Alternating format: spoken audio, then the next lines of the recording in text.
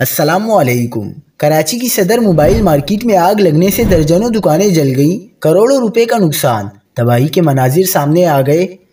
کیا آپ حالات حاضرہ سے آگاہی حاصل کرنا چاہتے ہیں؟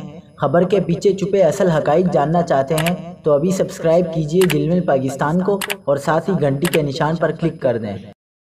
آپ کو بتاتے چلیں کہ کراچی کی صدر موبائل مارکیٹ میں آگ لگنے سے کئی دکانیں جل گئیں اور کروڑوں روپے کا نقصان ہو گیا۔